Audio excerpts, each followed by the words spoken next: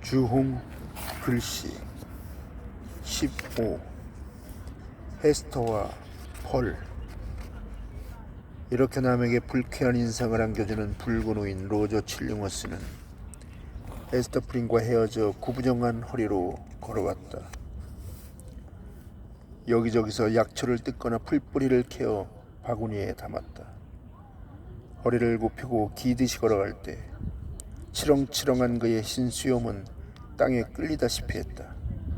한참 그 뒷모습을 바라보던 헤스터는 기이한 공상에 빠져서 스스로 의문을 일으켰다. 새봄의 야들야들한 풀이 그의 발밑에서 말라 죽진 않을까? 비틀거리는 그의 발자국을 따라 상쾌하고 푸른 잔디가 누렇게 타죽는 것이나 아닐까?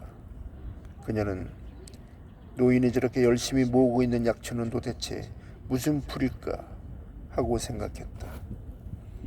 돼지가 노인의 눈에 서린 도끼를 받아 어떤 흉측한 생각에 감흥되면 그의 손가락이 닿는 곳에 이름 모를 독초가 돋아나지 않을까? 아니면 사람을 위한 초목들이 그의 손길이 닿는 대로 유독하고 악의에 찬 물건으로 돌변해서 그것이 그를 만족시키는 것은 아닐까? 곳곳에 밝게 비치고 있는 태양은 정말 노인에게도 비치는 것일까? 혹은 어느 방향으로 그가 몸을 돌리던 불길한 그늘의 환히 불구인 그의 신체를 쫓아다니는 걸까? 어쩐지 그런 것 같다. 또 저 사람은 지금 어디로 가는 것일까? 저 사람이 갑자기 땅속으로 가라앉아 그 자리는 불모의 자리가 되었다가 세월이 흐른 뒤에 까마종이, 산수유나무, 사리풀, 그 밖에 이 풍토에서 자랄 수 있는 가지가지의 사악한 풀이 끔찍스럽게 자라나는 것이나 아닐까. 그렇지 않으면 그 노인이 박쥐처럼 날개를 펴고 하늘 위로 치솟는데 올라가면 갈수록 더 흉악한 모습으로 보이게 되는 것이나 아닐까. 죄받을 생각인지 몰라도 나는 저 늙은이가 지긋지긋해. 헤스터 프린은 아직도 그의 뒷모습을 바라보며 씁쓸해하게 말했다. 이런 감정을 품는 자신을 꾸짖어 보았지만 그 감정은 억제할 수도 없고 지울 수도 없었다. 그녀는 그 증오심을 억제하려고 그 옛날 멀리 떨어진 나라에서 생활하던 때의 일을 회상했다. 그때 그는 저녁이 되면 진종일 박혀있던 서재에서 나와 따뜻한 난로가에 신부 헤스터의 미소를 대하며 앉는 것이었다. 그렇게 여러 시간을 책 속에 묻혀 있었기 때문에 가슴속의 냉기를 제거하기 위해서라도 그녀의 미소에 흠뻑 젖을 필요가 있다고 그는 말했었다. 전에는 이런 정경을 행복 이외에 다른 어떤 것으로도 생각했던 일이 없었지만 그 뒤 그녀의 슬픈 생활을 통해서 볼 때 그녀의 추억 중에서도 가장 추악한 추억에 속하는 것이 되고 말았다. 그런 광경이 정말 있었나 의아할 정도였다. 또 어떻게 저런 남자와 결혼할 수 있었나 하는 생각도 들었다. 과거에 이 남자의 미지근한 손을 참고 잡았으며 또 그의 입술과 시선이 그녀의 입술과 시선에 합쳐도록 놓아두었던 것이 그녀가 지은 죄악 중에서도 가장 후회스러운 것 같았다. 아직 철도 들기 전에 자기를 꿰어서 그의 곁에 있는 것이 행복이라고 믿게 만든 그의 죄악은 그 뒤에 그가 당한 어떤 피해보다도 더 악질적인 것이라고 생각되었다. 그래, 나는 그가 미워. 헤스터는 아까보다도 더욱 증오스럽다는 듯이 부르짖었다. 그 작자는 나를 속였어. 내가 그자에게 한 것보다도 더 악한 짓을 그 작자는 내게 저지른 거야. 모름지기 남자들은 여자에게 구원해 그녀의 손을 얻을 때 그 손과 함께 그녀의 가슴속 최고의 정을 아울러 얻지 못하거든 두려움에 몸을 떨지어다. 왜냐하면 보다 더 강한 남자의 손에 접해 그녀의 감성을 일깨워주는 날이면 로저 칠링워스의 운명처럼 이내 비참한 운명에 빠지는 것이다. 또 남자들이 여자에게 행복한 현실이라고 부여해준 저 차분한 만족감이나 행복의 대리석은 도리어 비난을 받을 불씨가 될 것이다. 그러나 에스터는 그런 발칙한 생각을 오래전에 청산했어야 했다. 아니라면 그것은 무슨 의미일까? 7년이란 긴 세월을 주홍글씨의 낙인에 시달리며 비참한 꼴을 당하고서도 회개하지 못했단 말인가. 그녀가 늙은 로저 칠링워스의 일그러진 뒷모습을 바라보며 서 있던 그 짧은 시간에 솟아난 감정은 헤스터의 정신 상태에 어두운 그늘을 던져 주었다. 그래서 이런 일이 없었다면 헤스터 자신도 알아채지 못했을 여러 가지 사실을 깨닫게 해 주었다. 그가 사라지고 난 다음에 그녀는 펄을 불렀다. 펄, 어디 있니? 펄은 어머니가 약초를 캐는 노인과 이야기하는 동안 심심치 않았다. 이미 말한 바와 마찬가지로 처음에는 웅덩이의 물에 비치는 자기 자신의 그림자와 놀았다. 손짓해 불러도 그 그림자가 나오지 않으므로 이번에는 자기가 그 물속으로 만질 수 없는 땅과 손길이 닿지 않는 하늘이 한데 어울린 그 물속으로 들어갔던 것이다. 그러나 그림자와 자기 자신 둘 중에서 어느 하나는 현실이 아니라는 것을 깨닫고 다른 장난으로 방향을 돌렸다. 그 아이는 자작나무 껍질로 작은 배를 여러 개 만들어 달팽이를 짐삼아 물 위에 띄웠다. 그것은 뉴 잉글랜드의 어느 무역상인의 배보다도 더 먼 바다까지 나가는 모험적 출발이었다. 그러나 그 배들은 대부분 해안부근에서 침몰하고 말았다. 펄은 살아있는 참개 한 마리의 꼬리를 붙잡았고 불가사리를 몇 마리 잡았으며 해파리를 햇볕에 말려 녹게 했다. 그 다음에는 밀물의 물결에 밀려오는 거품을 잡아 바람에 던지고는 그 눈송이 같은 물거품이 땅에 떨어지기 전에 잡아보려고 빠른 걸음으로 뛰었다. 물새 한 떼가 바닷가에서 먹이를 쪼며 푸드덕거리는 것을 본 장난꾸러기 소녀는 앞치마에 수북하게 조약돌을 주워 담아 이 바위 뒤 저 바위 뒤로 숨으며 이 작은 바다새에게 접근하여 뛰어난 돌팔 매질 솜씨를 보여주었다. 가슴이 하얀 회색빛 작은 새 한 마리가 정통으로 얻어맞고 부러진 날개를 푸드덕거리며 날아갔다. 그러나 이 요정 같은 소녀는 한숨을 쉬며 그 나쁜 장난을 그만두고 말았다. 바닷바람처럼 싱싱하고 펄 자신과 같이 활기 있는 그 어린 새를 해친 것이 마음 아팠기 때문이다. 마지막으로 펄은 여러 가지 해초를 수집했다. 그것을 가지고 목도리, 망토, 모자 따위를 만들어 인어 같은 옷차림을 하며 놀았다. 어머니의 손재주를 물려받아서인지 펄에겐 장식물이나 의상을 만들어내는 재주가 있었다. 인어 옷차림의 마지막 치장으로 펄은 약간의 거머리말 해초를 따서 있는 재주를 다해 어머니 가슴에서 늘 보아 눈에 익은 장식을 만들어 자기 가슴에 달았다. 그것은 A자였다. 그러나 주홍색이 아니라 싱싱한 초록색이었다. 어린애는 고개를 숙이고 그 글자를 내려다보면서 야릇한 흥미를 느꼈다.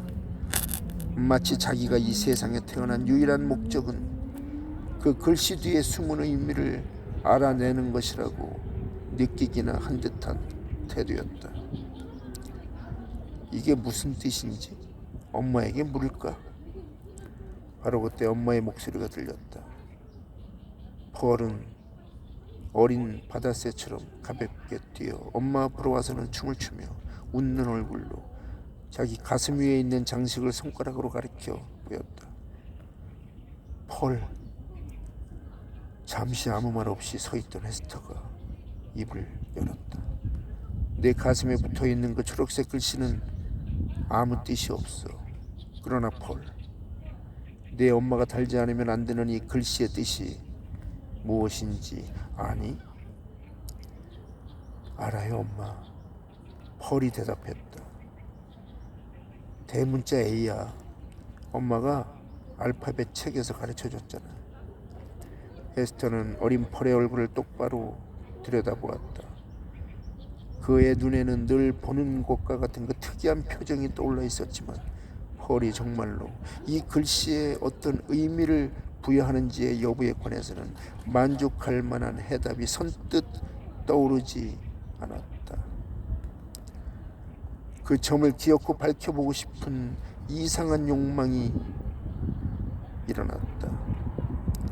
얘야, 넌 왜 엄마가 이 글씨를 달고 다녀야 하는지 알고 있니? 정말 알고 있다니까? 펄은 엄마의 얼굴을 쳐다보며 명랑하게 대답했다. 목사님이 가슴에 손을 얹고 다니는 것이랑 똑같은 이유지 뭐야. 그 이유란 어떤 것이지? 헤스터는 조리에 맞지 않는 아이의 발언에 미소를 지었다. 그러나 다시 생각해보니 얼굴이 창백해질 일이었다.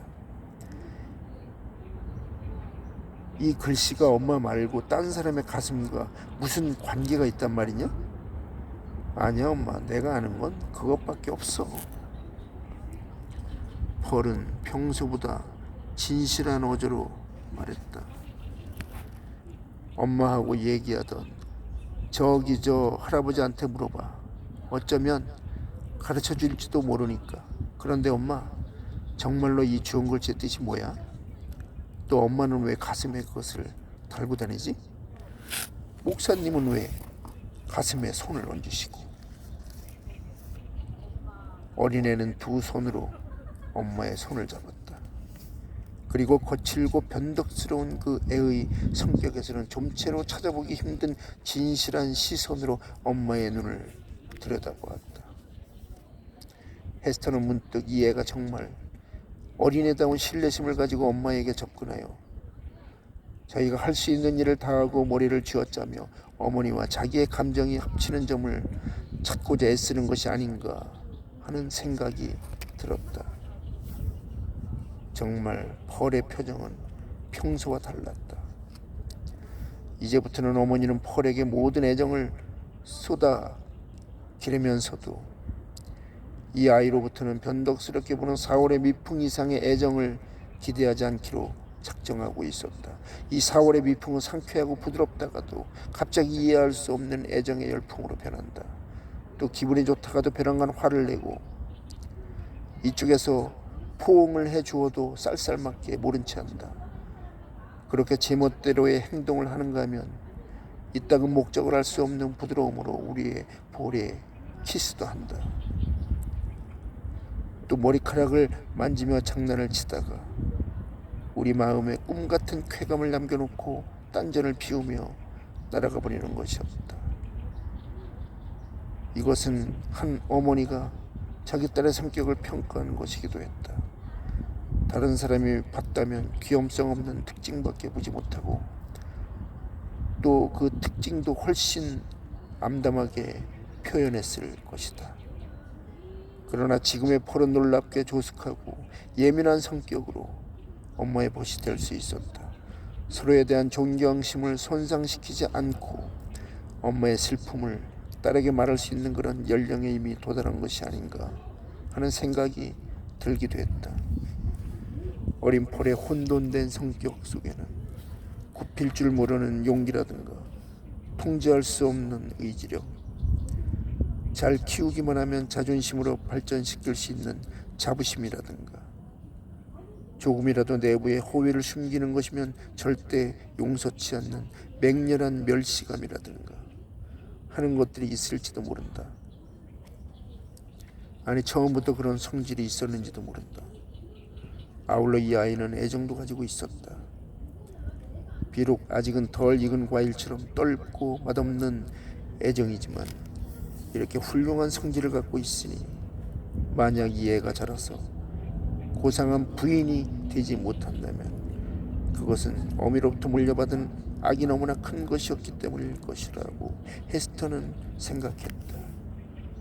주연 글씨의 의미를 알고 싶은 폴의 어쩔 수 없는 경향은 아마 타고난 성품인 것 같았다. 세상 물정을 막 알기 시작한 그때부터 마치 자기가 완수해야 할 사명인 양 이 문제를 생각했다. 이따금 헤스터는 하나님이 이 어린애에게 이런 성품을 주심으로써 정의와 보복의 계획을 세우셨나 보다고 생각했다. 그러나 지금 처음으로 하나님의 그 계획에는 자비와 은혜의 계획도 동시에 연관되어 있는 것이 아닌가 하는 생각이 들었다. 만약 어린 폴이 현세의 어린애임과 동시에 하느님이 보낸 정의의 사자로서 신의와 신뢰를 지닌 애라면 그 사명은 엄마의 가슴속에 자리 잡고 그 가슴을 무덤처럼 차게 만들었던 슬픔을 잊게 해주려는 것이 아닐까. 한때는 그렇게도 분방했던 열정, 아직 죽지도 잠들지도 않고 다만 그 무덤 같은 가슴 속에 감금되어 있는 열정을 극복하는 데 도움이 되지 않을까. 지금 헤스터의 가슴 속에서 들끓고 있는 이런 생각은 마치 자기 귀에다 대고 귀갯말을 하듯 아주 뚜렷한 인상을 가지고 나타났다. 어린 폴은 이러는 동안 엄마의 한 손을 자기의 두 손으로 잡고 고개를 켜들고 바라보며 마음속을 살피려는 질문을 세 번째로 던졌다. 엄마, 그 글씨는 무슨 뜻이야? 엄마는 왜 그것을 달지? 그리고 왜 목사님은 가슴에 손을 얹는 거야? 뭐라고 대답해야 좋을까? 안 되지. 그것을 알려주는 대가로 이 아이의 동정심을 살 수 있다 하더라도 그것만은 못할 짓이야. 이윽고 그녀는 큰 소리로 말했다. 바보 같은 것. 그따위 질문을 하면 못 써. 세상에는 아이들이 질문해서는 안 되는 일들이 많이 있단다. 어떻게 내가 목사님의 가슴에 대해서 알겠느냐. 그리고 내가 주홍 글씨를 가슴에 다는 것은 금실로 술을 놓은 것이 좋아서야. 지나간 7년 동안 헤스터 프리는 자기의 가슴에 단 표지에 대해 단 한 번도 배신하는 언동을 취한 일이 없었다. 주홍 글씨는 엄격하고 가혹했지만 역시 그녀의 정신적 수호신이었다. 그러나 그 수호신은 그녀를 저버렸다. 왜냐하면 그 수호신이 그녀를 엄중하게 감시했음에도 불구하고 이제 그녀의 가슴 속에 어떤 새로운 악령이 스며들었거나 옛날에 있었던 악령이 추방되지 않고 남아 있음을 알아냈기 때문이다. 이러는 동안 폴의 얼굴에는 그 진지하던 표정이 사라지고 말았다. 그러나 이 어린애는 이 문제의 해답을 얻는 것을 포기한 것은 아니었다. 모녀가 집으로 돌아오는 동안에 두세 번, 또 저녁을 먹는 동안과 헤스터가 폴을 잠재울 때에도 마찬가지로 두세 번 질문했다. 그리고 꽤 고나게 잠이 들었다 싶었는데 갑자기 까만 눈을 뜬 폴은 장난기가 넘치는 눈으로 엄마를 쳐다보며 불쑥 질문을 던졌다. 엄마, 정말 주홍 글씨의 뜻이 뭐야? 다음날 아침 어린애는 잠이 깨었다는 최초의 표시로 우선 베개에서 고개를 쳐들면서 어제 하던 질문의 나머지를 계속하는 것이었다. 그 질문은 이상하게도 그 아이가 주홍 글씨의 풀이와 연결시킨 의문이었다. 엄마, 목사님은 왜 가슴에 손을 얹고 있어? 듣기 싫어. 못된 것 같으니. 헤스터는 가혹한 어조로 말했다. 엄마를 괴롭히면 못 쓰는 거야. 정 그러면 너를 캄캄한 벽장 속에 가둬버리겠어.